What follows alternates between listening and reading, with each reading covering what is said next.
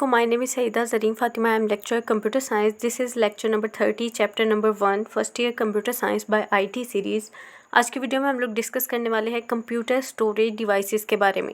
इससे पिछली वीडियो में हम लोगों ने SDLC मॉडल को डिटेल के साथ डिस्कस किया था, जिसके बारे में मैंने कहा था कि ये जो है फर्स्ट चैप्टर का लास्ट वन टॉपिक है, जबकि ऐसा नहीं है, क्योंकि फर्स्ट चैप्टर में बेसिकली हम देख रहे हैं डिफरेंट टाइप्स ऑफ डिवाइसेस को, जिनमें हमने इनपुट डिवाइसेस देखी, पॉइंटिंग डिवाइसेस देखी, आउटपुट डिवाइसेस देखी, प्रोसेसिंग डिवाइसेस को हम आगे देखने वाले हैं, लेकिन स्टोरेज डिवाइसेस के बारे में अभी तक हमने कोई बात नहीं की थी। So this is the last one topic of chapter number 1, जिसमें हम सारी स्टोरेज डिवाइसेस वगैरह के बारे में बात करेंगे डिटेल के साथ। जितने भी ये टाइप्स हैं स्टोरेज डिवाइसेस की, उन सारी चीज़ों को डिस्कस करेंगे।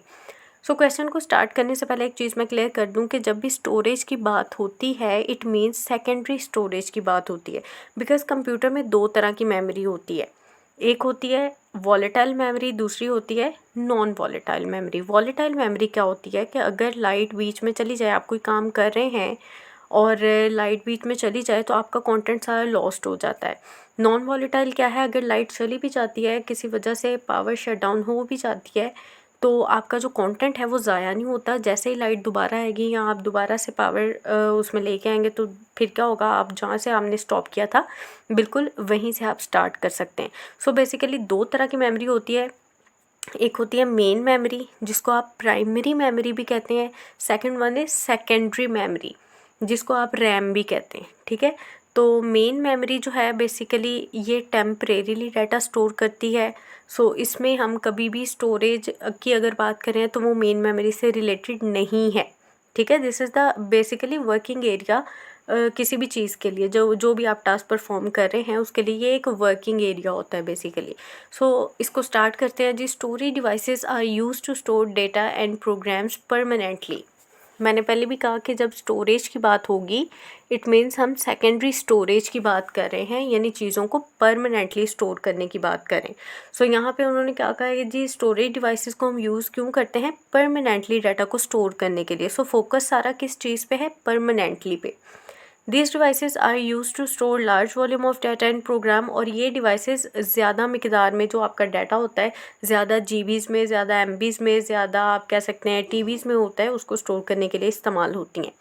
The main reasons for using the storage devices are as follows. अब क्या रीज़न है कि हमें सेकेंडरी स्टोरेज डिवाइसेस को यूज़ करना पड़ता है। So main memory of computer system is not permanent. पहला रीज़न कि हम क्यों सेकेंडरी स्टोरेज डिवाइसेस को क्यों यूज़ करते हैं।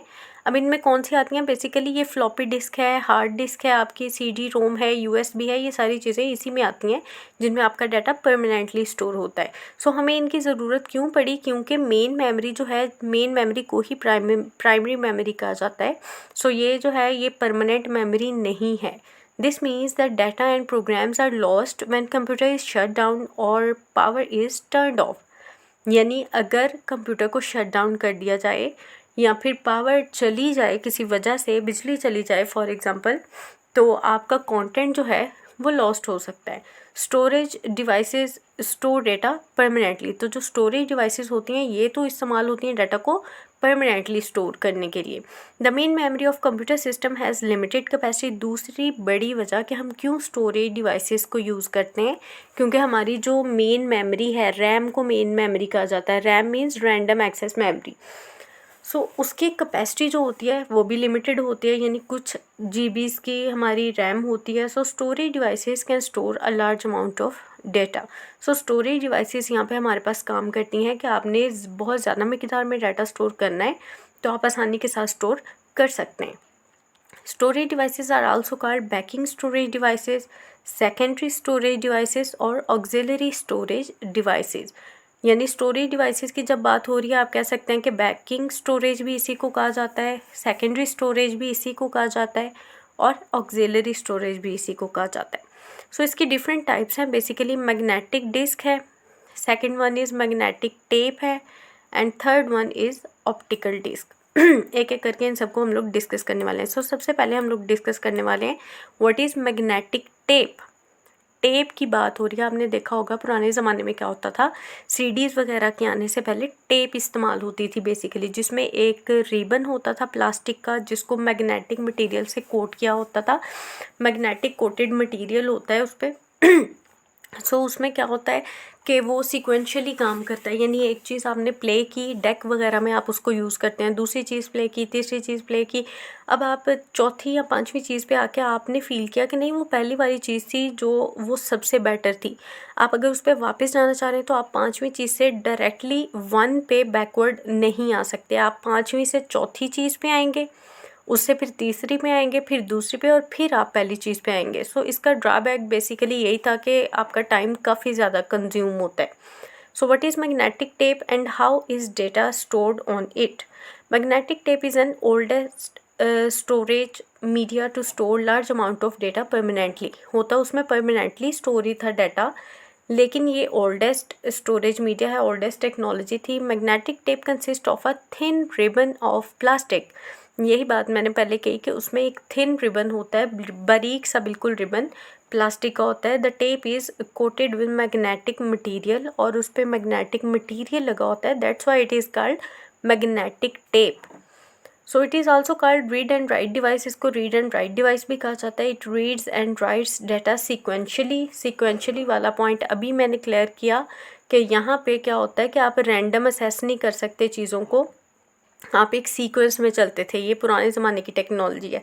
So its speed is slower then other storage devices. यही वजह थी कि इसकी स्पीड जो है बाकी स्टोरेज डिवाइसेस की निस्बत काफ़ी स्लो थी। दूसरे नंबर पे हमारे पास आती है जी फ्लॉपी डिस्क। नाम आपने सुना होगा, फ्लॉपी डिस्क को ही डिस्केट कहा जाता है। It consist of a thin plastic disk coated with magnetic material.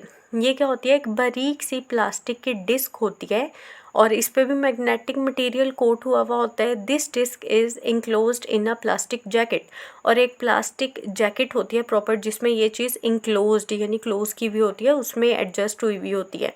इसको जो है IBM ने अर्ली 1970s में इंट्रोड्यूस करवाया था। IBM क्या है, international business machines.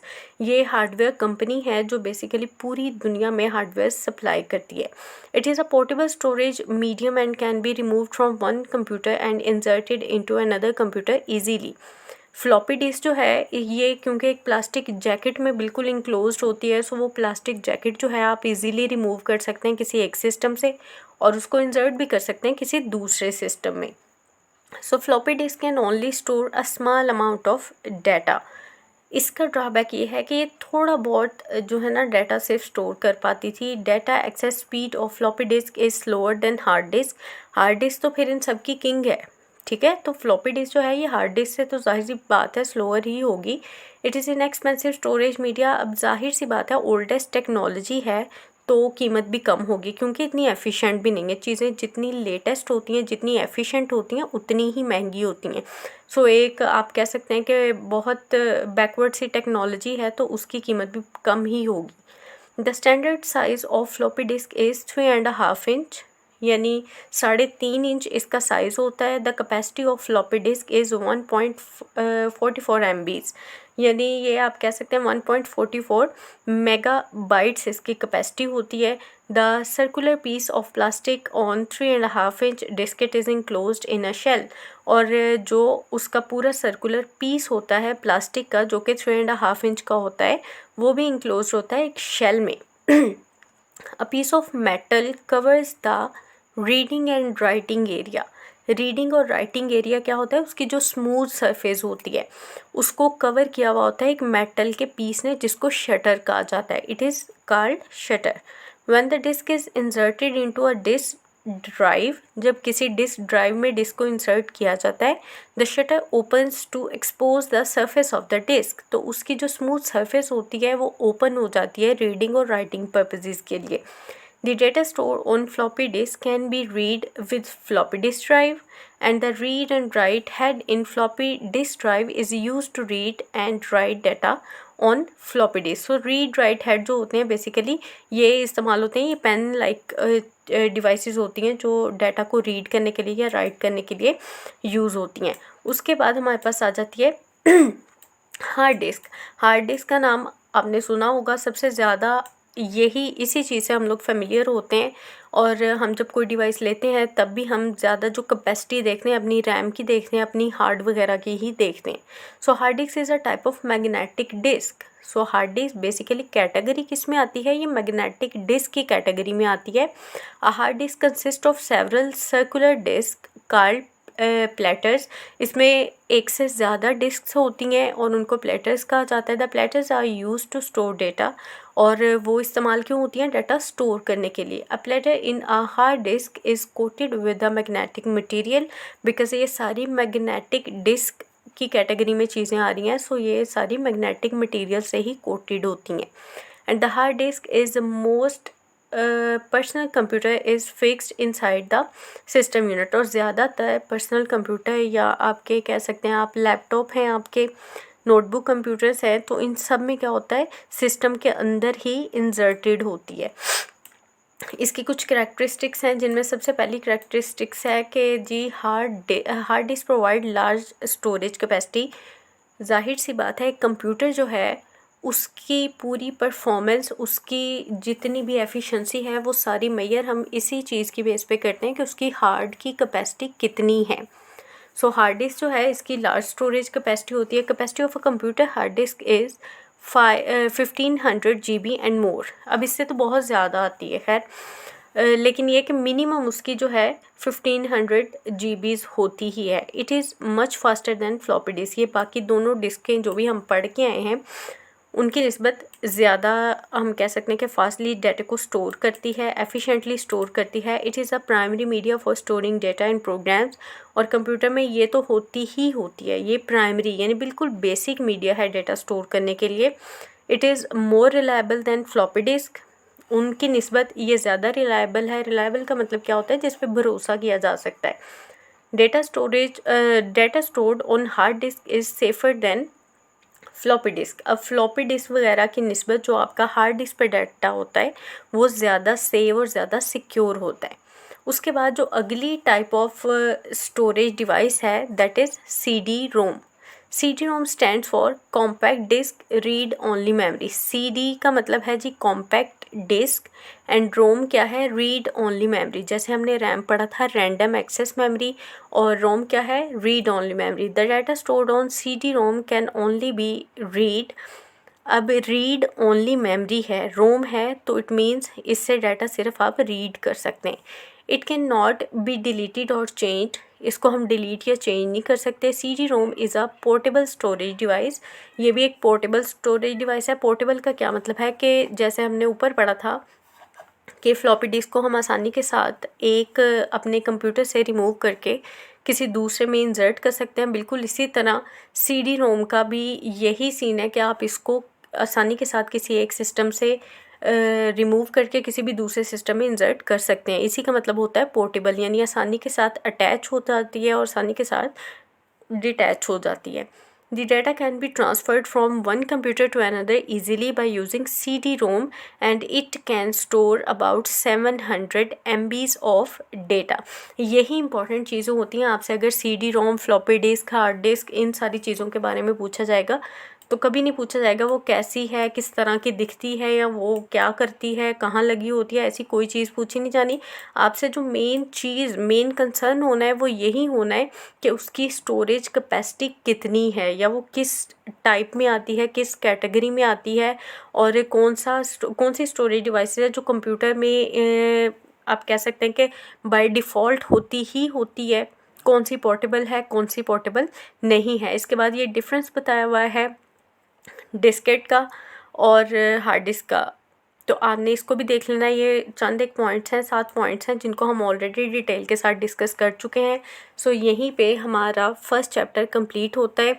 SDLC model second last topic था हमारा, और ये जो डाटा स्टोरेज डिवाइसेस हमने पढ़ी हैं this is the last one topic of first chapter. I hope आपको समझ आ गई होगी। अगर फिर भी कोई कन्फ्यूजन है तो आप कमेंट्स में पूछ सकते हैं, मैं आपके कमेंट्स के लाजमी जवाब दूँगी। Thank you.